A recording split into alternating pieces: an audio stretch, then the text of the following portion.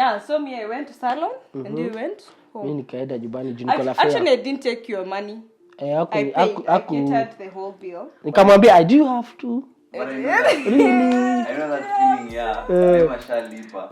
Alafu uko na bado kwa kinado hapo hakuchukua. Na home unajua bas. Hii conversation. Mimi nilikuwa sure by the way hata ni contact. Hata I think wewe ndio wa kwanza udini contact. I sent you photos. The shaved hair. Okay. So mimi siku hata nimuulizia tumefika poa. Ndio alikuwa alitoka tu kama enda salon.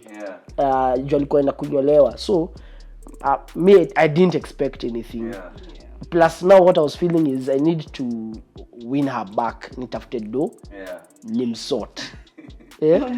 Nikulipe back kitu kama hiyo. For real, necessarily me I didn't feel it. I didn't find it weird. Actually found it attractive. Like nilisema huyo boy hana ego. Like huyo ni mtu tunaweza reason together. Si ego sina ni pesa siku. Ni pesa. Iko ni pesa haikuwa. But for me it was so humbling. So even after, for me it wasn't till sasa later when you come to give your story and you're talking about it, it didn't bother me then. So I went, we continued talking. And one thing I liked, you asked about the question about girlfriend. Yes. So as we continued just talking, but the reason now that made me fall deep, ile kuanguka 6 feet deep. Like this guy, even before first kiss, because your time acha tu tukwe frank, both of us we were very young actually. I think we were 20. You were 24. 24 ish hapo. 25. Yeah, so he took me home before even like kwetu si kwao. Home kwao to his parents. Hapo ndipo naonanga aliniingiza box akanifunga nikakuwa sasa nitapelekwa na nani mwingine kwa mama yake. Yeah, but also that for me that was something. Wow. Nilikuwa nimeambia madhi mimi ile siku nitaleta mtajua ni yeye. Nitakuintroduce nikwambie ndio huyu. That brings me to my problem, my question. How did you know he was the one? And how did he know you were the one? Like confirmation ilikuwa nini? Mimi ni msoto, najua. No. For me it was taking me home before anything, before you even a first kiss or anything. So that was a deal breaker for me. Took you home on the capacity of girlfriend. And I slept over. And the mom even told me, hajawahi leta msichana huko. And also that same day, his biological mom passed on when he was young. Oh yeah. So he's buried hapo kwa nini yao. I remember that day tulienda huko akinionyesha shamba yao. And then he went and introduced me now to the mom who is laying. To me that, I don't know. I think for me that was it. I was like, I know it may look horror-ish, but it is not Nigeria. Just say me naka Nigeria. Chinekene. Sizo. So hizo kangoma hao.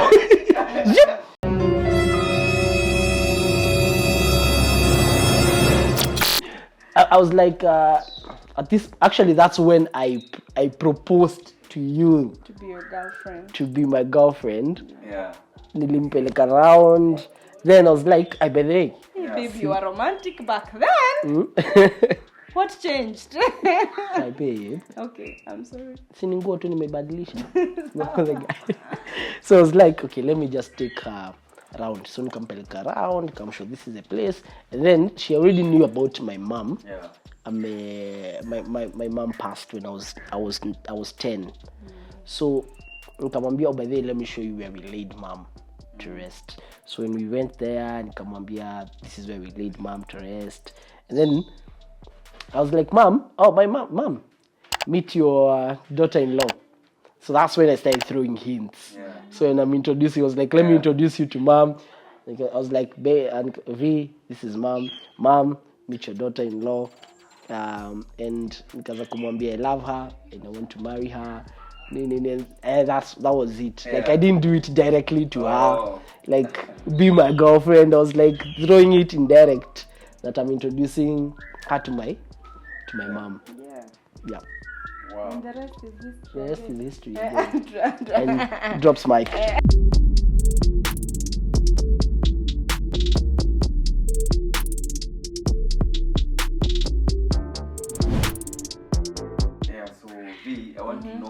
like after he introduced you to the mom like that and said all those things, how did you feel about it? Were you guys on the same page about being the girlfriend? I think I was really sold. Yeah. Tu ile tu nilikam, and I remember kwa nika distance from main road. Yeah. Like hata like venye alinikujia after nimeshuka mat tukipanda hivyo, like for me I think I was already sold. Yeah. And even to see how the family welcomed me. Me, I was just like, this is my family, you can tell me. So I think I was already sold. Okay. Ni venye tu hakuwa amesema words. Hey.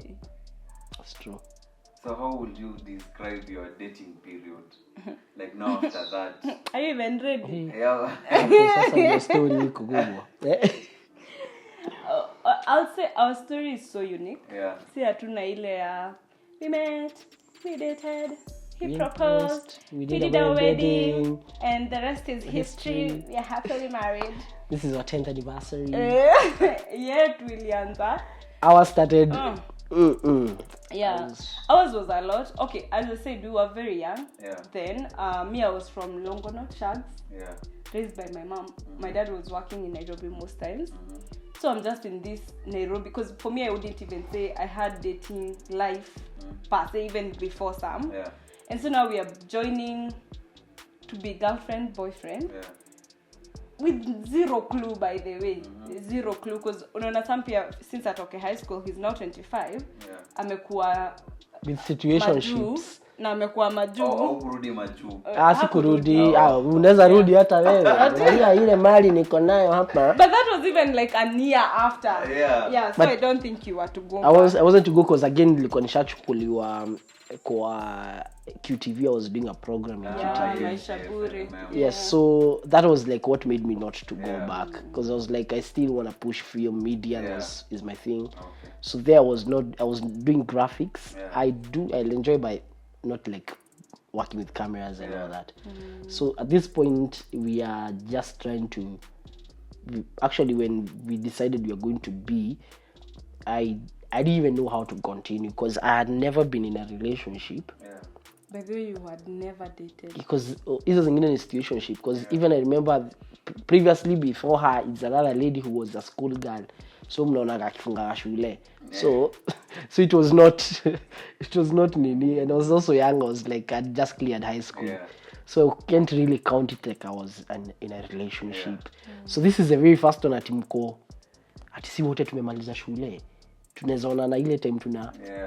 So that was quite different for us, even now, not even knowing how to even spend time together. So for our dating was different. Okay, the parents were really nice to me. I spent actually the weekend there. And then they were not weird. They actually, his family is really loving. Yani unajua tu zile family were just like too good to be true. And they're small, and so the dad remarried. The stepmom is very amazing. Like we are friends. And so for me that was good. So I felt kind of some freedom, like of if the family is good, and the guy is good, So mimi at this point nimepata job. So I was 8 to 5. So nimerent Mufiga Regen. So I had like a bed sitter, a very spacious bed sitter, very special. To the apartment. Yes, very. So right now I'm earning. Sam is still acting, and so the acting walikuwa naenda mapema sana, na sasa wanashutia Eastlands. So he started coming over. So to be hosted. Nilikuwa toka Baraka Estate, and then I have to come to, I couldn't make it to go to Limuru. So it kanza si uko na dem, mbona unangangana? Si unaenda kwa dem yako akuhost, alafu kesho uamkie Ngware. So tulikuwa toka around like 5 ndio nifike 5 am ndio nifike Baraka Estate by around maybe 6. 7 by 7 iko uko fedha huko on the side. And so for me, I think I was really enjoying your company, and for me, I feel like us, we have always been so authentic with each other. Ule tu mtu struggle, like so we would talk. And then around the same time now we joined church together. We used to go to some church, Kikuyu. We won't mention the name. Yeah. So So now we are fellowshipping there and we're trying to build on this relationship. Remember, this is what is ukuna knowledge. Me, I had knowledge ya full gospel ya kwetu. Yeah, ulikuwa unaenda kanisa gani? I see. So now we're trying to find a balance of a home, because I think ever since then, because now remember we met on a mission. We are doing work for God. Then watu wameokoka this happened. So now we are coming back and we are trying to just be, because for me I also liked that fact that some knew God, and so it was easier. So we are trying to look for a home. So I remember some again. Why does it feel like it's something you need to ask for permission? No. So it's nothing I need to. So it was so weird because now I became so msijui kujikalisha, by the way. So some angeenda tunaambia na you know now we are living for God, so you gonna pack your things and go to Limuru. We'll only be meeting in public places because it had reached a level. I'm shooting every single day. Let me take you just a bit behind there. I'm shooting every single day. Married, then. We started cohabiting. Our dating were like, we cohabited. We were already married in our dating. To say the so you used to come daily. Yes. So we are living like a married couple. And when I say that, of course, you know what I mean. So those are those are years. And that's why, like, for us, when we say it's a unique story, we say because we also want people to learn through our mistakes. And mtu mwenye ako in like our journey, because I just feel like even the couple shows that people host, it's always so clean. So what about huyo mtu ako yuko nje and they didn't get to do a wedding, their dream wedding? Actually, that's the whole point of doing this. You get so that time I remember, now tumejoin church. So some kwanza hiyo church he was there before Maju. You know what I mean. Before Maju, he told me to tutaendanga to your church because he used even to be in the praise and worship. So sisi tunaenda church. Aki tunakuja we pray. Tunaambia na babe, you have to go back to Limuru. Mnatoka hapo mnasema we cancel spirit bad spirit. We come against you. Afu namwambia come kidogo. We come against you. No, it wasn't like that. But anapaka nenda Limuru. Kesho ndio mimi. Nalia, please come. Please come back. For me it was so hard kujikalisha. I don't know why. Some gave me some security. Unajua, like I was in a very so I was feeling like what if to far and then to break up. I don't know. Remember I'm 21 at this point. I'm 21. And so it was very hard. It was this back and forth. Anaenda kwao na sisi tume break up ati tuna try kukua sasa hadi tukanunua bed hadi abstain now. We even bought, because now in my house in Limuru, since I wasn't living there, when I would have, I got a girlfriend. So that room was just a mattress. That's all. So we were like, babe, what's making you not live at home in your house? I don't have things. Now we are going to buy a bed. And we are going to buy. We bought a bed, mattress, bedding, kila kitu. Yote ya mattress haikuwa yangu. Tukaenda home. We made his bed was hata duvet ndio tunakuanga nayo. Duvet. Bed tulipata ya 5,000. Tukapata new bed 5,000. We went home. I helped him usher the house. Ideally the plan was atoke hapo after tumenini aende home. Because we don't want to cohabit. So akakuja tukacohabit tena kwa hiyo nyumba mpya. I slept over at his place now. Sasa ni kutest kitanda tuka. Is it comfortable enough? Is it comfortable enough? And so it was a struggle. Like sometimes I think about those days. And the funny thing, for us we didn't have a couple we look up to. That's why I say it's very important to have mentors. Because with mentors, I think people to look up to. Who did we really have to look up? And we didn't, because even in church, it's not like we knew people or anything. As we were just doing us. And it's a good important thing that you're saying about it, because people, when they think about mentorship as a couple, they think that you can only need mentorship after wedding.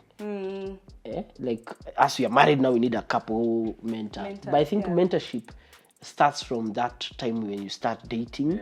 Start looking for a couple that mentors you in the right direction. Because if we had people who would speak to us the way we are speaking, tell us, you know what, don't open this portal of maybe like cohabiting, because for us, like, that was one thing that was in as a it was a struggle. So struggle. And then unajua kuna watu they are okay with it. Again, kuna watu, me, I don't want a wedding, I don't want anything. Me, I just want to find the guy and we're good, we start a family. So for people like me, I really wanted a wedding. Like, I really same here.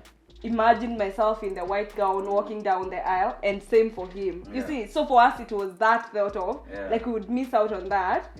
That would make us like tunataka sasa to abstain, to a channel rudi minikai. You see, but later on Daryl happened. Yeah. Still in the process of praying. Kwenyu nikae kwenyu kakuti of cohabiting. Cohabitation. It's a nice name. So we started up, and you see sometimes when you talk about the Christian side, the problem with it is because it is a deal breaker, as we saying, because now if you're a Christian and you want to walk maybe that line of we want to do things this particular way, then that is going to hinder some things. We are saying that everybody who goes through it at marriages don't need it, but it's a risk. Assuming like we were not meant to be, what would have happened? You see, like we were just having fun, then hatungekuwa hapa tunafanya hii interview, ndio? So it's a very big risk. I wouldn't personally, I wouldn't advise people to do it, because I've seen how much it has pressured us. For us, even being where we are right now, we are still a continuous journey. And it's still a journey that we keep learning. We talked about mentorship. So when we left, when baby came, it was not a point of, hey, congratulations, we are pregnant. When now we it is pregnant. Not. For me, I was so scared of my mother, because I remember, like, before, because now I think Mom knew I was dating, but we had never gone home. Tulikuwa tumeenda sisi wote, nyinyi kina Alex, as a group. So she didn't maybe know who was my boyfriend, but she knew I was dating. And I remember her, like, she was already planning my wedding day. She has a gown. So amenionyesha hadi nimevaa. So for me, I was just like, my goodness, I'm about to shrink her dreams to zero. You know? So, for me, I was so scared of my mom. And I don't know why, by the way. Because again, I also feel like kunaambiangwa most abortions may happen church. Because people are so scared of what the church will say, what the parents will say.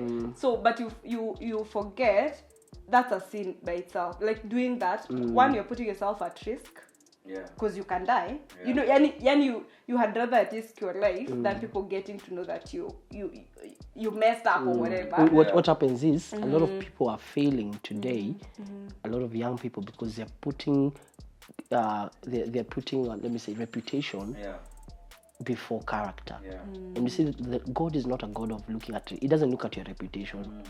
Now I work in a choir, serving the choir. Now because I'm pregnant, I have to tour this because I don't want to spoil my reputation.